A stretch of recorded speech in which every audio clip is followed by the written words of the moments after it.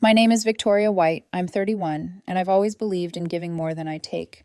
It's not a philosophy I preach. It's a rhythm, a pulse of my life.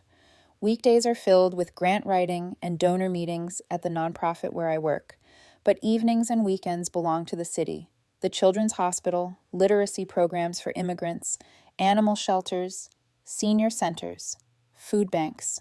I know the names of nearly every child in the cancer ward, the dogs at the shelter, the seniors who can't reach their mailboxes alone. It's exhausting, yes, but it's a kind of exhaustion that feels alive.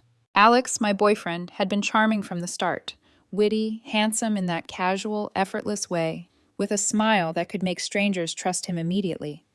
For months, I had shrugged off little inconsistencies in his behavior, questions that seemed too detailed, a sudden interest in my volunteer work.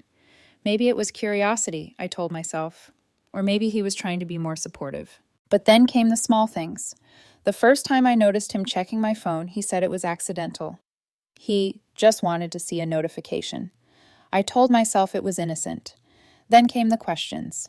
Not just ordinary curiosity, but exhaustive interrogations about my schedule. Who's going to the literacy program with you? How long will you be there? What will you teach them? The tone wasn't playful. It was precise, probing, almost tactical. One Thursday evening, I was at the animal shelter, walking a large black lab named Samson. Alex had never cared about my Thursday routine, had teased me about spending hours picking up dog poop. But that evening, he asked, almost cheerfully, if he could come along. I laughed and said no. It was a volunteer space, not a tour. He frowned, but didn't push. Something about the frown felt deliberate, calculated. Then the gray sedan appeared. I spotted it parked a block away, engine off, its driver pretending to read a newspaper. At first I dismissed it, a coincidence, but it was the same car, different locations. Outside the Children's Hospital, the literacy center, the food bank. A sinking feeling crept into my chest, the kind that whispers warnings you don't want to hear. My mind replayed the past few weeks in fragments. Alex's sudden attentiveness to grant meetings he had once mocked, his casual suggestions to join him on errands I usually handled alone, his text messages peppered with oddly specific questions about where I'd been and who I'd met. The logical part of me tried to rationalize. Maybe he wanted to be more involved. But the other part, the gut, the instinct, wasn't fooled. I started noticing patterns in my own life that I hadn't before, the minor interruptions in my day, the subtle coincidences when Alex would suddenly appear at the edges of my volunteer spaces, the way he sometimes knew the exact moment I was leaving a site before I even mentioned it. By Friday, the unease had settled into a cold, persistent knot in my stomach. I found myself double-checking my schedule, noticing the details I had never cared about before, where my car was parked, which streets I took, the order of my visits. And with each glance over my shoulder, I felt eyes, someone watching. Internal monologue became louder, almost deafening. Is he following me? Did he hire someone? Why would he do that? Am I paranoid? I knew in my heart I wasn't imagining it. Alex's behavior had shifted from supportive curiosity to something else entirely, surveillance, disguised as affection. That night, at home, I stared at my reflection in the darkened bathroom mirror. The city hummed quietly outside. My pulse thrummed in time with the fear coiling inside me. The love I felt for Alex was real, but love didn't feel like this gnawing doubt, this invisible shadow tracking every kind action I took, every volunteer hour I gave. I thought back to the small joys of the past few weeks, teaching Ramon, an immigrant father of 3, to write an email, tying shoes with Jennifer, a 6-year-old at the youth center, sharing a quiet laugh with Mrs. Chung, 84, while teaching her how to navigate the library catalog. None of it was secret, none of it was malicious, yet suddenly it seemed as though my entire life had become evidence in a trial I didn't know I was part of. I resolved that night to pay closer attention, to watch, not react.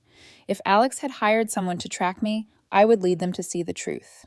Not the betrayal he expected, not the imagined secrets, but the life I had always lived openly, and perhaps, in the process, I would discover the kind of man Alex really was. The next morning, I printed my volunteer schedule, color-coded and precise, and slipped it into my bag. Monday, Literacy program. Tuesday, senior center. Wednesday, grant writing. Thursday, dog walking. Friday, children's hospital. Saturday, food bank. Sunday, community garden. Every hour accounted for. As I walked to the bus stop, I caught a glimpse of the gray sedan once more. Its driver peeked up, eyes briefly meeting mine before returning to the newspaper. My stomach twisted, a mixture of dread and determination. The game had begun, whether I wanted it to or not, and I was ready to play. The days blurred together, yet every detail of my life felt suddenly exposed. The gray sedan was never far, its presence like a shadow stitched into my periphery. I couldn't shake the feeling that Alex's curiosity had shifted into something darker, a deliberate watchfulness disguised as love. It started with the little things. "Who's coming with you to the literacy program?" he asked on a Tuesday morning, his voice calm but his eyes sharp, almost calculating. I froze mid-sip of coffee, noting the way his gaze lingered, searching for inconsistencies. "Just Ramon," I replied, like always. He nodded slowly, but something in his expression didn't match the words. It was as though he was taking meticulous notes in his mind, cataloging my life, measuring my time. My heart sank. Why now? Why, after all this time? I began observing Alex more closely. The timing of his questions was too precise, too consistent. He wanted to know every detail, not because he cared, but because he needed data. I felt like a subject in an experiment, my every move under scrutiny. One afternoon at the children's hospital, I noticed a familiar silhouette in the parking lot. Gray sedan. Same license plate partially obscured. My pulse quickened, adrenaline spiking. I couldn't confront Alex, not yet. I needed proof, confirmation. At the hospital, I hugged Jennifer tight before reading her favorite storybook. Her small hand clutched mine, and I felt the warmth of normalcy, of purpose, grounding me amidst the creeping dread. Every smile I saw, every laugh I heard, became a reminder of the life I was living honestly, openly. Yet somewhere, someone, Alex, or whoever he had hired, was watching, cataloging these moments as though they were evidence of a crime. By Friday, my suspicions had solidified. Alex's behavior had become almost ritualistic. Casual questions about who I spoke to, what I did, where I went, subtle attempts to insert himself into my volunteer world. I started documenting my own activities more rigorously. Notes, photos, receipts, anything that could prove my innocence if needed. That evening, I sat on the couch, laptop open, reviewing my calendar and receipts for the week. Literacy program, 3 hours. Animal shelter, 2 hours. Children's hospital, 4 hours. Food bank, 2 hours. Everything accounted for, every hour spent genuinely helping others. My mind raced. If he's suspicious, what will he make of this? Will he ever see that I've done nothing but live my life? I began imagining scenarios, each one darker than the last. Alex didn't just want to know about my life. He wanted control, or at least the illusion of it. And if he had indeed hired someone to follow me, every act of kindness I performed would be misinterpreted as evidence against me. I confided a little to Harmony, a new volunteer at the animal shelter. She was 23, enthusiastic, and curious about my routine. "You spend so much time helping people," she said softly. "Don't you ever get exhausted?" I smiled faintly, hiding the turmoil inside. "Yes, but it's worth it." Her eyes lingered, and I realized how much I had taken for granted the assumption that everyone trusted my intentions. By the weekend, I noticed the sedan again, parked near the food bank. My pulse quickened, my palms slick with sweat. I ducked into the volunteer's prep room, heart hammering. He, or the person he sent, has been following me for weeks. The thought made my chest tighten. Love shouldn't feel like surveillance. It shouldn't make you fear someone who claims to care. I began testing the waters. Instead of confronting Alex directly, I started leading him, or his shadow, through my world with deliberate transparency. I made sure my schedule was visible, my volunteer actions public, yet every step I took carried a silent message. I was not hiding. But if Alex wanted dirt, if he expected betrayal, he would be disappointed. That night, alone in my apartment, I wrote down everything I remembered: dates, times, tasks, and interactions. My internal monologue was a mix of fear and defiance. I won't give him the satisfaction of being right about me. He's investing in suspicion, and I'll show him the truth in all its unvarnished simplicity. I started noticing the subtle ways Alex manipulated his access to my life. How he asked leading questions to provoke details, how he mentioned names of colleagues I hadn't discussed with him. Each interaction was a test, and I realized with a sinking heart that the stakes were higher than I had imagined. This was no simple curiosity. This was a quiet invasion, a betrayal of trust that cut deeper than any overt act of infidelity. By the end of the week, the tension had built to a near unbearable peak. Every phone call, every message, every glance from Alex felt like an interrogation. I became hyper-aware of the way I moved through my volunteer spaces, noticing who was watching, imagining the narrative being constructed by someone hidden in the shadows. And then, on Saturday morning, the first real confrontation with reality arrived, but not from Alex. I spotted a figure snapping photos of me at the community garden, camera clicking quietly. My stomach sank, a mix of anger and disbelief. This is real. He really did hire someone. The irony was sharp and bitter. My life, which I had always lived openly, generously, and honestly, had been weaponized against me, not by strangers, but by the man I trusted. That night, I stared at the color-coded volunteer schedule on my fridge. Each square, each note, each hour was a testament to my integrity. And yet, Alex had apparently interpreted it as evidence to investigate, to doubt, to control. I whispered to myself, barely audible, if this is the game, I'll play, but I'll play on my terms. The shadow of the gray sedan lingered in my mind as I drifted into restless sleep. The first act of betrayal had been revealed, but the story, my story, Alex's deception, was only beginning. It was impossible to ignore any longer. The gray sedan had become a fixture of my days, like an unwelcome shadow I couldn't shake. And now the evidence was undeniable. Receipts for unexplained payments, subtle changes in Alex's behavior, and the unmistakable feeling that someone was cataloging my every move, all pointed to a single, unavoidable truth. He had hired a private investigator. I stared at my reflection in the mirror that morning, coffee cooling in my hand. He really did this. All this suspicion, all this planning. For what? My life had never been a secret. Every act of kindness, every hour spent volunteering had been open, visible, and purposeful. And yet Alex's lack of trust had turned it into something sinister. The first photographs arrived by email mid-afternoon. I clicked through the files slowly, half expecting to see evidence of some fabricated wrongdoing. What I saw instead made me pause, caught between disbelief and dark amusement. There I was, in my usual world, teaching Ramon how to fill out his citizenship application, tying Jennifer's shoes at the youth center, walking Samson at the animal shelter, reading to the children at the hospital, cataloging food donations at the local bank.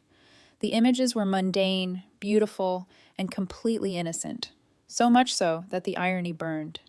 Alex had paid thousands to see the best of me. I laughed quietly, a hollow, incredulous sound. Not because it was funny, but because it was absurd.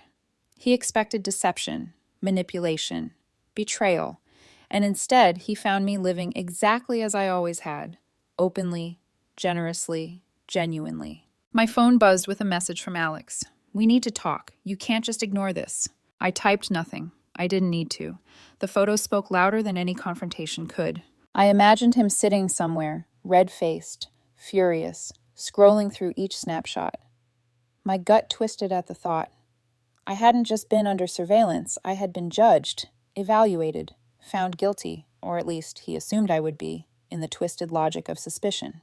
The following day, I confronted reality head-on. I went through each image, annotating, documenting, cross-referencing with my volunteer log. Every detail was accounted for. Dates, times, activities, the people involved. Nothing hidden, nothing inappropriate, nothing but ordinary life, lived extraordinarily. And then it hit me. The core of the betrayal wasn't about cheating, theft, or lies. It was about trust. Alex didn't trust me. Not my intentions, not my integrity, not my heart.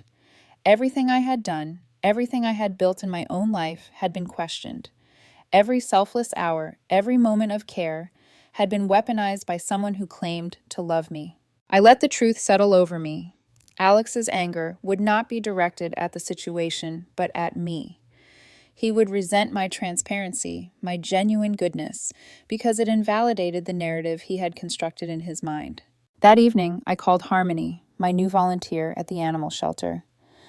"You'll never believe this," I said, voice low, tinged with disbelief. I described the photos, the investigation, the absurdity of it all. Harmony laughed, a clear, bright sound that cut through my tension. "So, you're a criminal now?" she teased lightly. "Apparently for being too nice," I replied. As I hung up, I realized something profound. The surveillance hadn't changed who I was. It had only revealed the fracture in Alex, the inability to accept that goodness could exist without ulterior motives. The betrayal was deeper than infidelity. It was the lack of understanding, the absence of empathy, the corrosive nature of suspicion. I imagined the confrontation that would come, but I wasn't afraid. I had spent years building a life defined by honesty and care. Alex had invested time, energy, and money trying to uncover something that wasn't there, and in doing so, he had revealed his own insecurities, his own distrust, his own obsession with control. In that moment, I made a silent promise to myself. I would confront him, not with anger, not with tears, but with clarity. I would show him the truth of my life, of my integrity, of the person he had so thoroughly misjudged. And if he couldn't see it, if he couldn't recognize what I had offered him freely all along, then the fault would not be mine.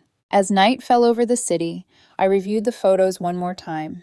Each image was a testament to the life I had chosen, the values I had upheld, the compassion I had extended without expectation. Alex's betrayal had not tainted them. It had only highlighted the absurdity of mistrust in the face of unvarnished truth. And so I prepared myself for the confrontation. Not for revenge, not for punishment, but for recognition. For the possibility, remote though it might be, that he could understand, finally, what he had spent all this time trying to control. Me, exactly as I had always been. The shadow of the gray sedan would soon be gone, but the lessons it carried, the lesson about trust, suspicion, and the profound courage of living openly, would linger far longer. I waited until Alex returned home from work, his steps hesitant, but his posture casual, as if nothing had changed. But I had changed. I had watched, documented, calculated, and now I held the proof, not of my guilt, but of my innocence. "Alex," I said, my voice steady as he stepped into the apartment. "We need to talk." He frowned, like he had expected confrontation, but not with this level of calm. "Victoria. About what?" His eyes flickered briefly to the corner of the room where my laptop sat open, the photos displayed clearly. I gestured toward the screen. "These." His lips pressed into a thin line. "You hired someone?" I blinked, incredulous. "I didn't hire anyone. These are your photos, the ones you paid for, the private investigator. 3 weeks of surveillance, $8,000. Alex's face went pale, a flicker of shame, or was it anger, crossing his features. I just needed to know." "Needed to know what?" I asked, my voice quiet but cutting, like ice sliding along a blade. "That I'm living my life, that I volunteer, that I help people, that I exist without lying or cheating, that I'm not a secret agent in my own home." He opened his mouth, but no words came. His confidence, which had once seemed unshakable, faltered.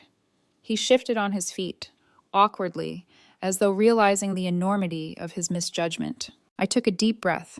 "Alex, look at these pictures. Tell me what you see." He hesitated, then scanned the images. Me tying a little girl's shoes, reading to children at the hospital, teaching a senior to use a computer, walking a shelter dog. It's, he stammered. I thought you were hiding something." "Hiding?" I laughed bitterly, shaking my head. "Do you know how it feels to have someone pay thousands to watch you, expecting to catch you doing wrong, only to find out you've done nothing but live a decent life?" My hands trembled, part with anger, part with exhaustion. "Do you know how it feels to be loved so little that every good thing you do is seen as deception?" Alex looked down, shame and frustration warring on his face. I didn't mean to." "You didn't mean to what?" I pressed. "Violate my trust? Undermine every relationship I've built? Treat kindness as a crime? I felt tears sting my eyes, but refused to let them fall. I've shown you my world, Alex, openly, and still you doubted me. Still you spent 3 weeks and thousands of dollars trying to prove I was something I'm not. He swallowed, finally meeting my gaze. I guess I didn't realize. I just wanted to understand you better. I shook my head. By following me? By hiring a stranger to spy on me? You didn't want to understand me. You wanted to control me, to see me through your eyes, your suspicions, and now you see the truth. I've been living this life honestly, openly, for years. Silence filled the apartment, heavy, suffocating. Outside, the city carried on, oblivious to the quiet devastation unfolding inside. I realized then that the betrayal wasn't in a stolen glance or a whispered secret. It was in the absence of trust. And trust, once broken like this, was never easily repaired. Alex's shoulders slumped. I messed up, he said finally, voice low. I didn't know how else to handle it. I didn't trust myself to, I don't know. You didn't trust me, I said simply, the words soft but lethal. And now I have to decide if this is something we can survive, or if this is the point where we end. He nodded slowly, defeated. I understand. The irony was cruel and sharp. He had paid to see my life, hoping to find wrongdoing, only to confirm my integrity. And yet, in that confirmation, our relationship fractured irreparably. Love, after all, cannot survive without trust. I closed the laptop gently, the weight of 3 weeks of betrayal pressing against my chest. I realized that forgiveness might never come, at least not in the way he wanted. And perhaps it wasn't forgiveness I needed. It was acknowledgement that my life, my choices, my generosity were real, untainted, and untouchable by suspicion. As I left the living room, I caught a final glimpse of him standing there, lost, uncertain. The shadow of his own insecurities stretched across his face. I walked past the gray sedan parked outside our building, already empty, and for the first time in weeks, I felt something like clarity. The game had ended, the truth had been revealed, and I had survived it intact. But Alex, he would have to live with what he had done, and with the knowledge that sometimes watching someone closely doesn't make them understandable. It only makes their goodness painfully obvious. The days after the confrontation were surreal. The apartment, once a shared space, felt hollow. Alex moved around quietly, careful not to disrupt the fragile equilibrium I had reclaimed. The gray sedan was gone, and with it, the sense of being constantly observed. But the emotional residue lingered, heavier than any shadow could be. I returned to my volunteer work, each interaction carrying a newfound intensity. At the literacy program, I helped Ramon draft emails to his family abroad, his hands shaking slightly as he typed. At the children's hospital, I read to the kids in the cancer ward, their laughter and questions more vivid than ever. I realized that the betrayal hadn't diminished me. It had sharpened my awareness, deepened my empathy, and clarified my values. Alex tried, in his quiet way, to apologize. Small gestures, bringing coffee, asking if I'd eaten, felt like thin paper against the weight of what had been broken. I wanted to acknowledge the effort, to recognize his shame and regret, but I also knew trust, once fractured, could not be rebuilt overnight. The surveillance had revealed more than his suspicion. It had revealed a lack of faith in me, and that absence of trust could not be repaired with gestures alone. Then came the final surprise. The private investigator himself reached out. A brief phone call, voice tinged with amusement. I've been following all sorts of people for 20 years. Affairs, gambling, shady deals. You're the first case where the suspect was simply too good, honest, generous, pathologically altruistic, the notes even say. I couldn't help but laugh softly. The absurdity of it, the irony, the sheer misalignment of intention and perception. It was almost poetic. $8,000 to discover that I had been living my life exactly as I always had, openly, honestly, fully. Harmony, at the animal shelter, teased me about it later. So you're officially a criminal now? Too nice for your own good? I smiled, shaking my head. Apparently. Friends and colleagues slowly learned the story, mostly through whispered conversations and the inevitable circulation of screenshots. Their reactions were a mixture of disbelief and amusement. One of the children at the hospital made me a handmade card. Thank you for reading to us. Sorry your boyfriend is mean. I kept it, a small reminder that the world still contained kindness, even when adults failed to see it. Alex and I continued to exist under the same roof for a few weeks, a fragile piece held together by routine and unspoken acknowledgement of past mistakes. But distance had settled in, a quiet, inevitable rift. Conversations became transactional, polite but emotionally vacant. I realized, finally, that some betrayals, even if forgiven, cannot be forgotten. I reorganized my schedule, more deliberate than ever, labeling each volunteer hour, noting every commitment, not for Alex, not for anyone, but for myself. It was a declaration, a way to reclaim autonomy after weeks of feeling observed and doubted. My life belonged to me entirely, without apology or justification. One afternoon, while teaching a coding class to at-risk youth, I noticed the glimmer of understanding in their eyes, the moment when a child finally grasps something difficult. And I realized, with a clarity that struck me like lightning, that my life's meaning had always been here, in these small victories, these acts of care. The betrayal, the surveillance, Alex's obsession, they had nothing to do with the value of the work I did. Months later, Alex and I formally separated. We never discussed the private investigator again. The $8,000, once a symbol of suspicion, became a story I told lightly, a cautionary tale about trust and perception. I thought of it now as a strange, expensive lesson in human nature. Sometimes, people cannot accept goodness without imagining an ulterior motive. As for me, I returned fully to my life, the children, the seniors, the animals, the volunteers. Harmony had become a friend, a confidant, someone who noticed without judgment, someone who celebrated the ordinary acts of generosity that I had once taken for granted. I sometimes think of Alex, wondering if he ever fully understood the absurdity of his actions. But I no longer wonder if I can live fully, openly, honestly, without permission or surveillance. That lesson, learned through betrayal and absurdity, had fortified me. The shadow has passed, the surveillance ended, but the clarity remains. And sometimes clarity is its own kind of freedom.